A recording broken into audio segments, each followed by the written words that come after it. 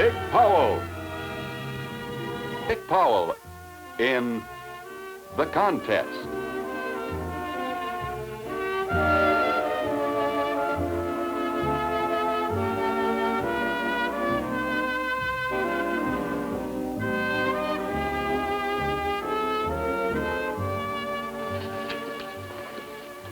So this is how the other half lives, huh?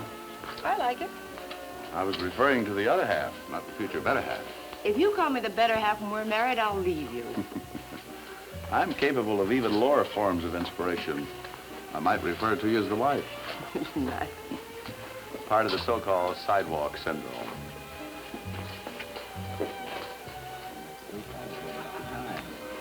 Is that Kramer Cleveland over there? I wouldn't know. It is Kramer. Oh, swell. A stunning-looking blonde with him.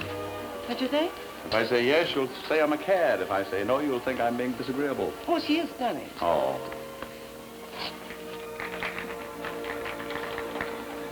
Well, not bad. Hmm? The blonde. Not bad. Oh. Poor Kramer. His play is closing already. Poor Kramer. That's what I should have gotten you for our engagement present. A gold cigarette case. Oh, I'd just have lost it. And a lighter. I'd have lost that, too. Incorrigible? Yes, you are. You aren't just a tiny bit miffed because I tried to agree that Kramer Washington's doll was a doll, are you? Kramer Cleveland. Oh, well, I was close.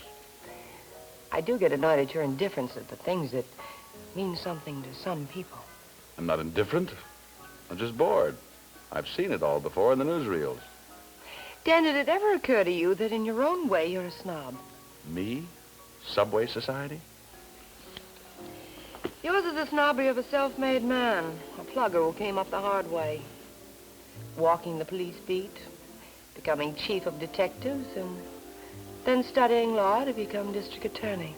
This is real bad? It's wonderful, Dan, and I'm very proud of you. You can be tried. Well, wait till we've been married 3 or 4 years. All those little differences will be ironed out. Marriage, like war, is the mighty leveler. I wonder, will marriage level us? Or will one of us level the other? I wonder which of us will be the stronger.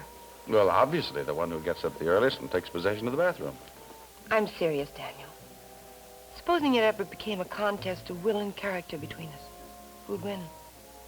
The man who got there by sheer force of will and ambition?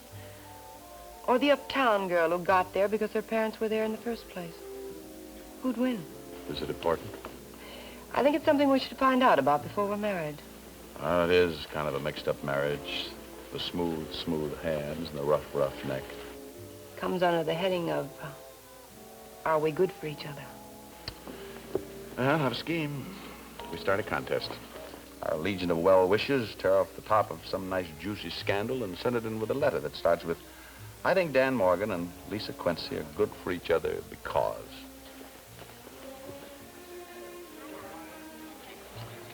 I'm not going to be interrogated about the stunning brunette with Haskell Beecher, am I? I didn't see him come in. I did. And we stayed. You didn't ask me to leave. We're here. Take me home. You know, Lisa, this may have happened at a very apt moment, a case in point, you might say. I have every reason to dislike Haskell Beecher as much as you. Dislike? He hurt me badly a couple of times.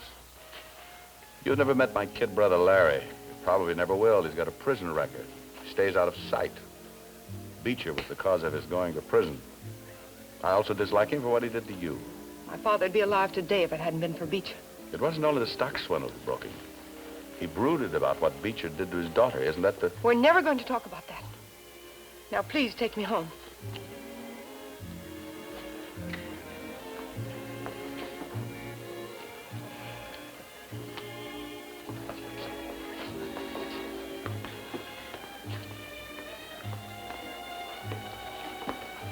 Lisa, my dear, how nice.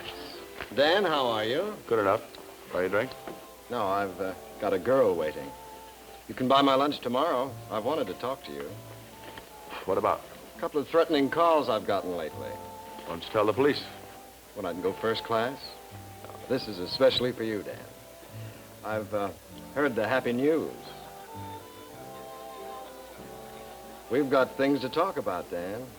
I'll pick you up at the office, 12:30-ish. Okay. You look lovely. Good night. Good night. You asked him to join us. I had a pretty good idea he'd refuse. And if he hadn't?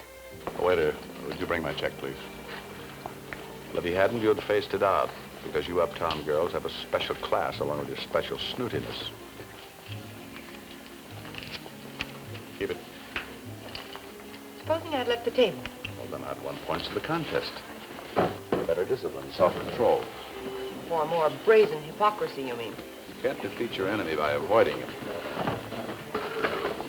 Are you going to have lunch with him? Well, shouldn't I? You didn't threaten him. I'm not afraid of what he might say about you. Oh, I hate it. Temper. Oh, I've got to stop by headquarters for a while. Want to join me? No, I want to go home. All right, Lisa.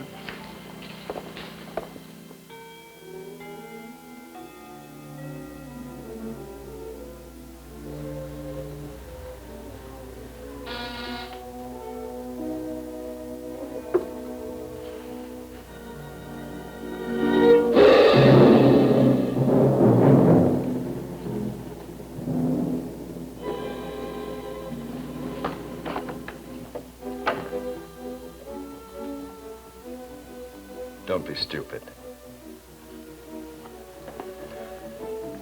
Shooting me won't settle anything. You'd be in all sorts of difficulty. Why don't you put away that stylish little weapon and let's sit down and talk the whole thing over sensibly?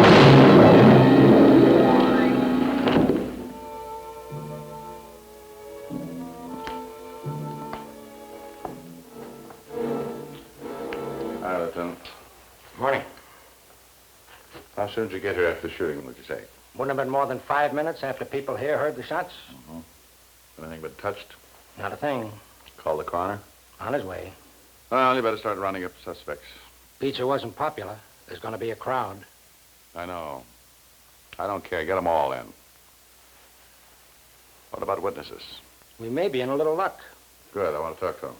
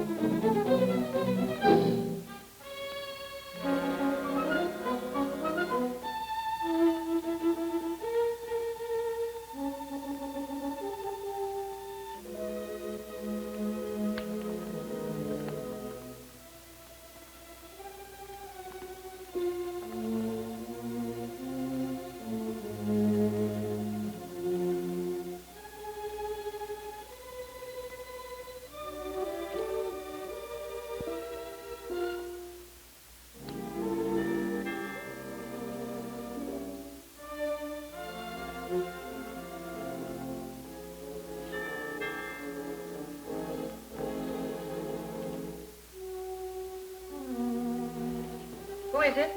Dan. Why, Dan, come in. Sorry I got you out of bed. Oh, you didn't. I was reading. What are you reading? No, thanks. Oh, just an article, magazine. Can I have a drink? Of course. A mutual acquaintance of ours lost his health tonight. Haskell Beecher is dead. Shot twice.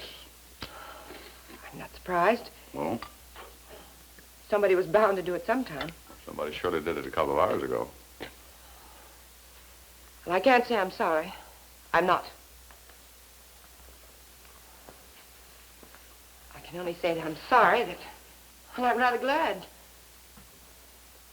Why are you here, Dan? What did you really do after I left you? Did you go out anywhere? Is this your way of saying that I killed Haskell Beecher? Well, I didn't. That's a pretty big chip you're carrying on your shoulder. And that's a large insinuation you're making. Oh, Lisa, I need your help.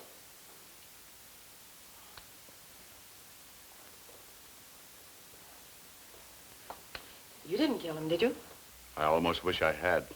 How odd. Why? Oh, did I drop that in your car? No, you didn't drop it in the car. You left it in Haskell Beecher's apartment. You were there tonight, weren't you? You're not going to tell me you weren't there. Do you want a confession? Is there one? I was at Beecher's, but I didn't shoot him. Is that all you want to tell me? I know you too well to imagine that you'd give me any more consideration than you'd give a stranger under suspicion. I can't quarrel with that.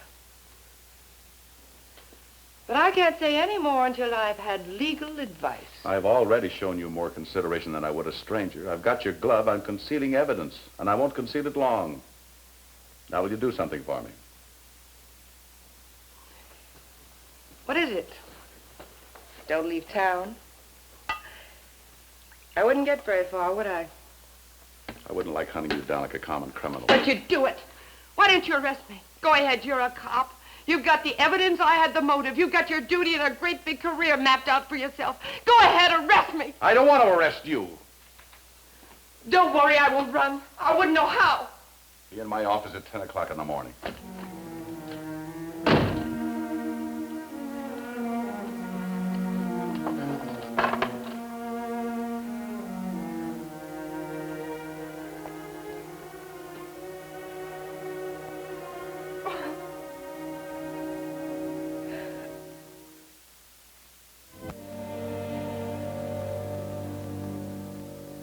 Coroner's report and a statement of witnesses at the scene of the crime. You know all about that. Yep. Fingerprints? No, the killer apparently wore gloves. Yeah. And this report came from ballistics 10 minutes ago. Yeah? Miss Quincy to see you. Send her in. Let me know if there's anything else you need. Thanks, Lieutenant. Come in, Miss Quincy. Lisa? Got 2 more prospects lined up for you down at the lineup. Thank you. Sit down, Lisa. Was I lucky not to have been swept up with the rest of the suspects, or do I have influence? As a matter of routine, I'll ask you, Lisa, did you kill Haskell Beecher? As a matter of routine, and as a matter of fact, I did not kill Haskell Beecher. Do you want me to repeat that under oath? Let it go. I just need the point to start from. A minor point, I suppose. How nice of you to explain. Oh, cut it out, Lisa. Can't you drop that guard just once and give a guy a break? Give a guy a break. All right. That's the way I talk when my guard is down. I got it from the gas house set. Now, I'll ask you another question, and maybe we can sneak out of here, have a nice, quiet lunch, and forget the whole thing. That's a nice prospect. All right. Now, you didn't kill Beecher. You mean assuming I didn't, don't you? All right, assuming you didn't. Then who did kill him? Why ask me? Because I think you know. It's absurd. I don't think it's absurd at all. Haskell lived in an apartment building. Several people heard the shots. 2 people witnessed a woman leaving the scene right after hearing the shots. And here are their statements. I'll read them to you. I was walking my dog when I heard what sounded like a couple of heavy books landing flat on the floor inside the building, and then this woman ran out the front way. She was wearing an evening dress. No, not very long. I'm sure it was some kind of evening dress, though. I didn't think anything about it until I heard the police sirens, and I came back around the block, etc., etc. Here's another one. I was coming up in the elevator. It must have been a little after 1 in the morning. Well, there were these shots. I knew they were shots, all right, and just as the elevator gets to the 2nd floor, the door opens, and I see this woman running down the hallway toward the stairs. I believe I would know her again if I saw her. She was quite nice looking. How sweet. You can't beat us on this, Lisa. We know. Why don't you ask your witnesses who the killer was? Because the witnesses didn't see the killer. They saw you. Why didn't they see him? That's a good question. If we were so close together, why didn't anybody see him? Oh, Lisa. We've planned and plotted this thing right down to the split second. We've assembled the entire picture. You saw the murderer, but the witnesses didn't for perfectly obvious reasons. Because a man will instinctively try to escape by unconventional means, thinking his strength and physique will help him.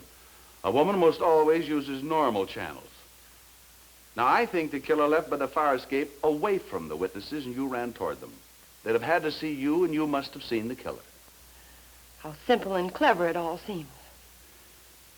Yeah. If correct. Yeah. If correct.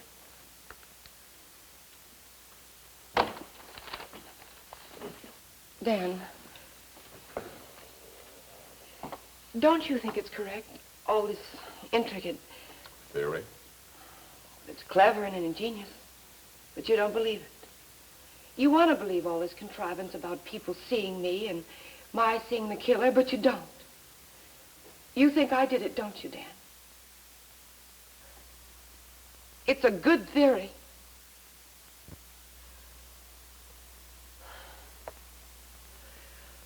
All right. After you left last night, I telephoned Haskell. I said I had to see him at once. He was charming. How nice of me to call. He'd been thinking of me fondly all evening. Would you please come over, Lisa? It'll be like old times, remember? Remember. How I remember it. All the loathing I ever felt for him came out of me last night when he spoke to us. All the memories that... I must have been mad, but I wanted to see Haskell Beecher die. I wanted him to die very, very much. For all the hurt and fear he'd caused. Then he wanted to have lunch with you. To talk about me, no doubt. Dan, last night I was terrified. I must have gone insane. I went to his apartment. I put a gun in my evening bag. When I got there, the door was half open. I pushed it wide open. Just as I did, I heard 2 shots. A man came running toward me and pushed me down. He fell, he got up and ran out. I knew Haskell was dead. He had to be. And how he deserved it. I got up and ran home. That's all, Dan.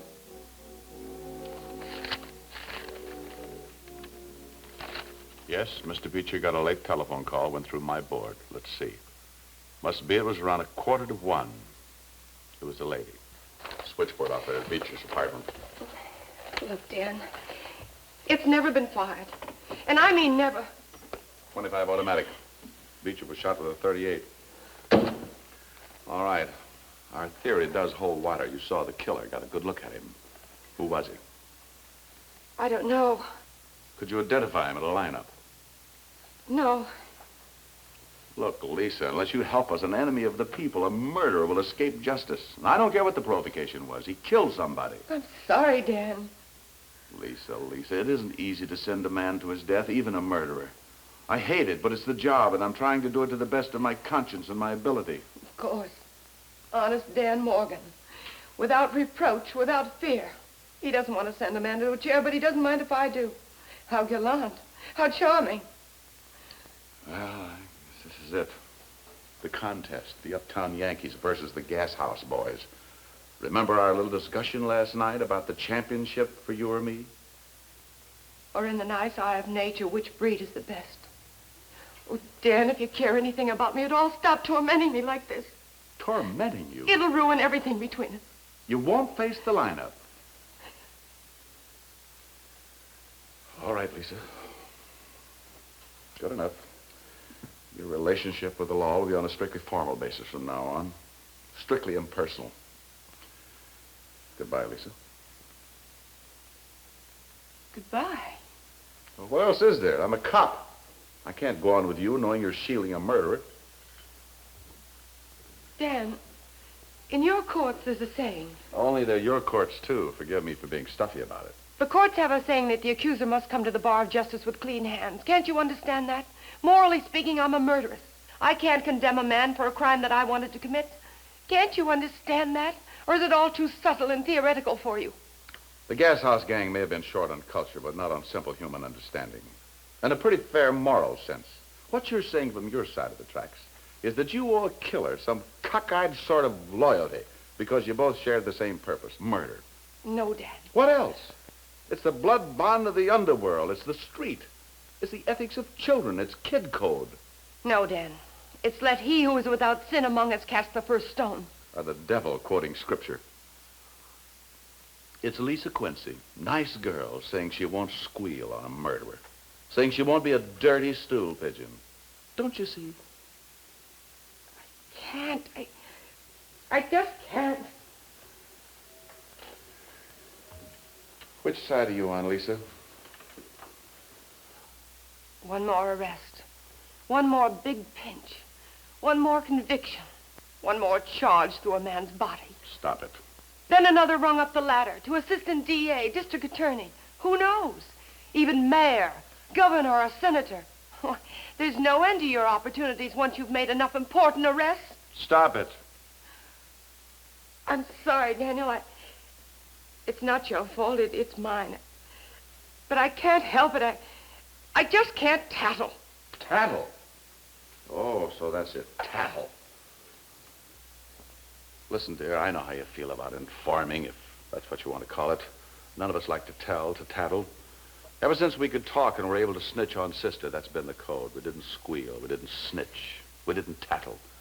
And it stays with us. We can't help it. And don't I know it? I face it every day in my job. But we're not kids anymore, Lisa. An adult society finds justice in the testimony of witnesses when a crime has been committed. We're not kids. Mentally, a criminal is a kid. Or sick, but not us. But my hands are dirty.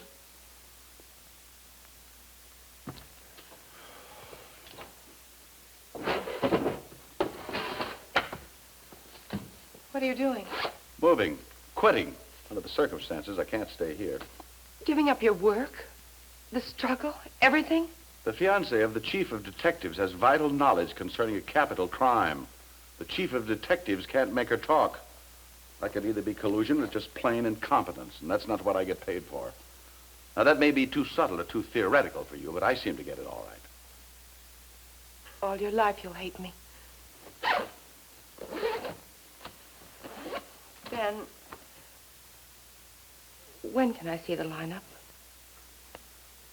This afternoon, 2 o'clock.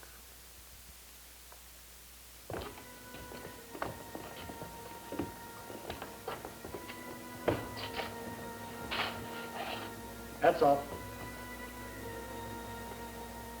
All right, the light dazzles them. They can't see us. Turn left. Is the man you Turn saw right. running out of Beecher's apartment among those men or not? And be sure. Turn straight ahead. Are they all suspects? Yep. Pick one or none.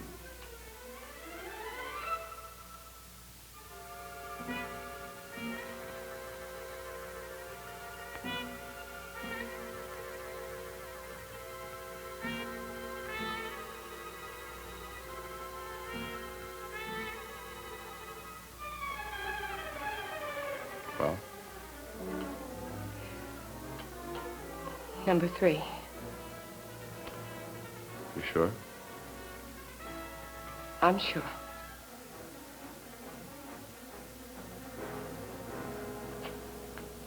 That's number 3. See if you can get a confession out of it. Bingo.